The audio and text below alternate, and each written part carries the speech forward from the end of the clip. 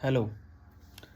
सो अभी इंडिया में पॉल्यूशन और अभी जो सुप्रीम कोर्ट का एक फ़ैसला आया है आरावली रेंज को लेकर के कि जो भी प्लेटू पहाड़ी 100 मीटर से नीचे हैं उनको आप नष्ट कर दो और बुलडोज कर दो। बेसिकली वहाँ पे अगर कोई कंपनी खनन करना चाहती है तो वो कर सकती है, या कोई और इंफ्रास्ट्रक्चर या फैक्ट्री या इंडस्ट्री लगाना चाहती तो लगा सकती है। सो लोगों का ध्यान अभी ये फैसला आने के बाद और दिल्ली में पॉल्यूशन और AQI को बढ़ने के बाद ये चीज़ आया है। पर ऐसा नहीं है कि ये जस्ट अभी शुरू हुआ है, ये चीज़ काफ़ी टाइम पहले शुरू हो चुका था। चाहे वो छत्तीसगढ़ का सहदेव फॉरेस्ट जिसको ख़त्म किया गया, उससे पहले हैदराबाद में, उससे पहले मुंबई में जब आरे के जंगल को काटा गया था, और उससे पहले झारखंड के कई जंगल, झारखंड के कई इलाकों को NTPC या फिर अडानी, टाटा और जिंदल, न जाने किसको किसको बेच दिया गया वहाँ जंगल की कटाई करके, और वहाँ पे खुदाई कर रहे हैं, वहाँ से कोयला निकाल रहे हैं, अभ्रक निकाल रहे हैं।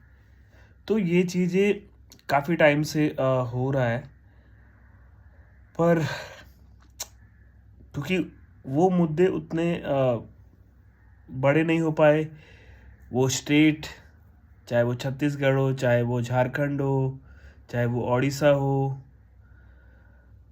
जो मेन स्ट्रीम मीडिया है उसमें कभी आया ही नहीं। आप धनबाद की हालत जा कर के देखो, आप रामगढ़ की हालत जा कर के देखो, लोगों के छतों पे काली धूल भरी रहती है।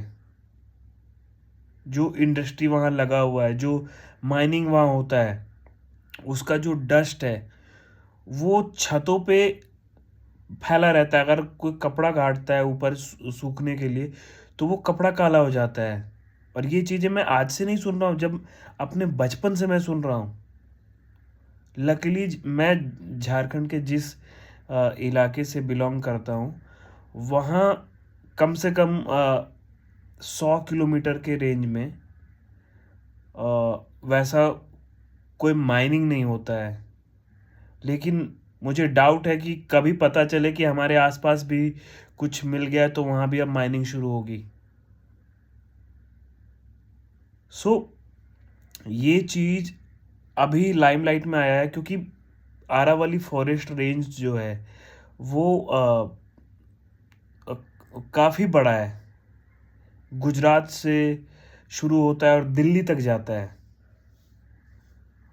और इसलिए ये मेन स्ट्रीम मीडिया में आया। लेकिन जो स्टेट छोटे हैं, चाहे उड़ीसा, झारखंड, छत्तीसगढ़, वहाँ पे माइनिंग के नाम पे, इंडस्ट्री के नाम पे कितनी सारी पेड़ों को, कितने सारे जंगलों को काट दिया गया, ख़त्म कर दिया गया इंडस्ट्री के नाम पे। पर वो कभी लाइमलाइट में नहीं आया। इनफैक्ट उन स्टेट्स को लोग जानते भी नहीं हैं।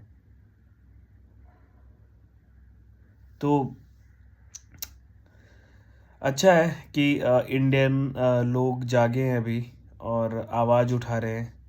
अभी लोग सहदेव फॉरेस्ट को याद कर रहे हैं। अभी लोग झारखंड में जो कोल माइन की वजह से वहाँ पोल्यूशन है उसको देख रहे हैं।